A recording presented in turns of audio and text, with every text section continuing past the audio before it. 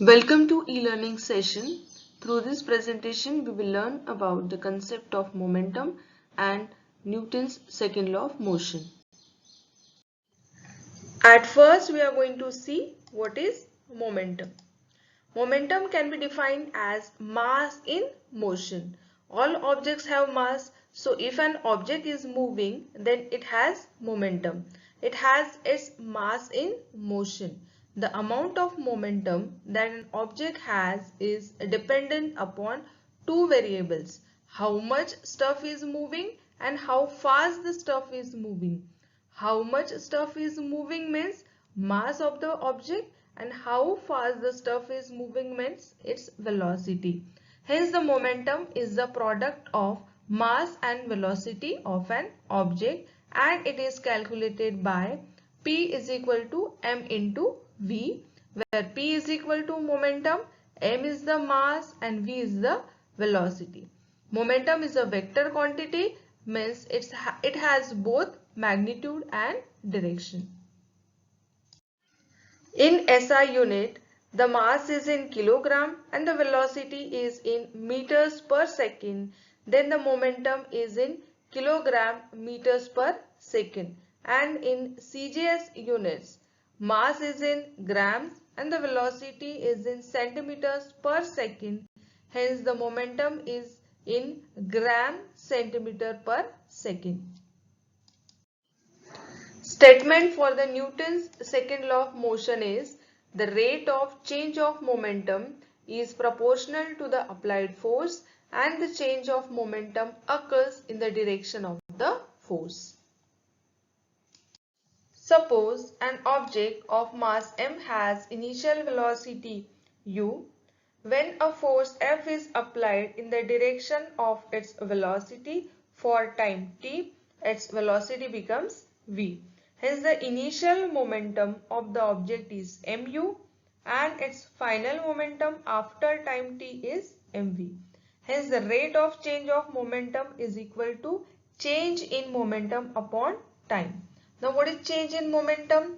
Change in momentum is final momentum minus initial momentum. Hence, on the next line we have written rate of change of momentum is equal to mv minus mu upon t.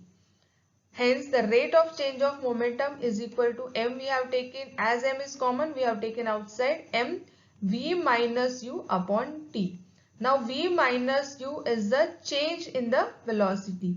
Now v minus u upon t is the acceleration.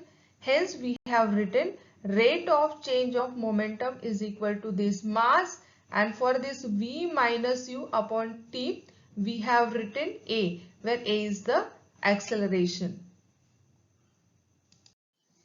Now according to Newton's second law of motion, the rate of change of momentum is proportional to the applied force. Hence we have written ma, where ma is the rate of change of momentum is proportional to the applied force. Hence on the next line we have written F is equal to kma, where k is the constant of proportionality and its value is 1. Hence what we have got at the end? We have got that force is equal to mass into acceleration.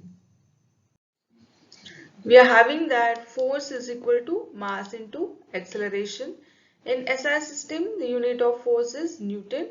We'll see what is 1 Newton. It is the force necessary to cause an acceleration of 1 meter per second square in an object of mass 1 kg is called as 1 Newton. Hence 1 Newton is equal to 1 kg into 1 meter per second square.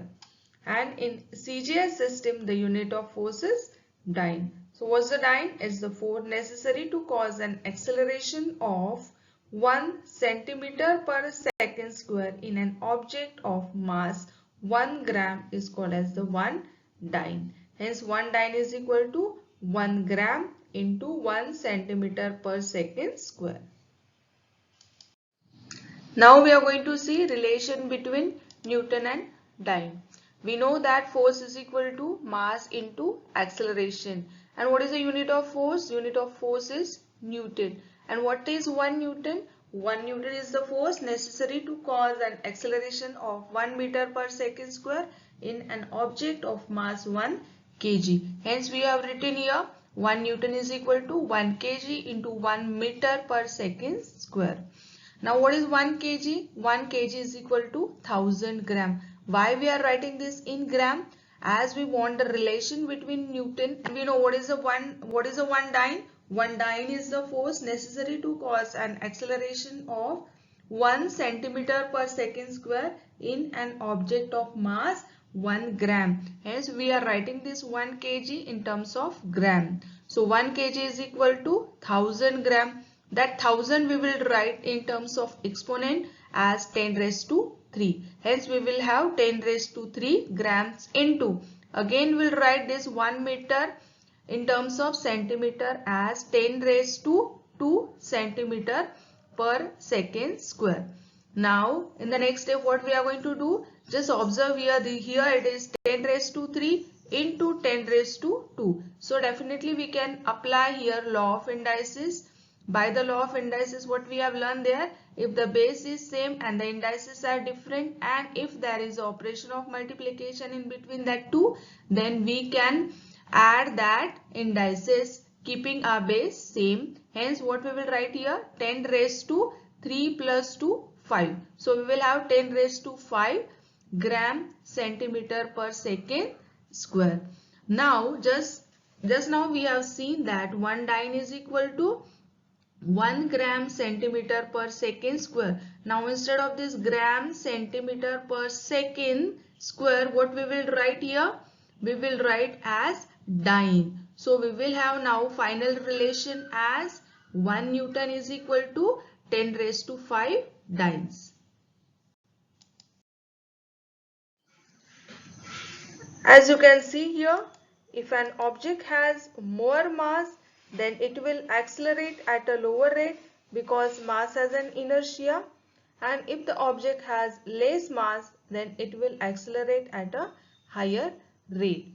That means the acceleration of an object increases with the increased force, decreases with the increased mass, and is in the same direction as that of the force. Now we will see some of the examples where Newton's second law of motion is related. Students, do you know why a cricket player moves his hand backwards while catching the ball? So just see what's the answer. A fast moving cricket ball has large momentum. In stopping or catching this ball, its momentum has reduced to be 0. Now when a cricket player moves back his hands on catching the fast ball, then the time taken to reduce the momentum of ball to 0 is increased due to more time taken to stop the ball. The rate of change of momentum of ball is decreased, and hence a small force is exerted on the hands of the player. So the hands of the player do not get hurt. Now here is another question related to the same concept only. Why an athlete puts some sands or cushion on the ground while high jumping? And the answer is, when the high jumper falls on a soft landing site such as cushion or a heap of sand, then the jumper takes a longer time to come to stop. The rate of change of momentum of athlete is less, due to which the smaller stopping force acts on the athlete, and the athlete doesn't get hurt. Thus the cushion or sand being soft reduces the athlete's momentum more gently. If, however, a high jumping athlete falls from a height onto the hard ground, then the momentum will be reduced to 0 in a very short time. The rate of change of momentum will be large, due to which a large opposing force will act on the athlete, and that can cause serious injuries to the athlete.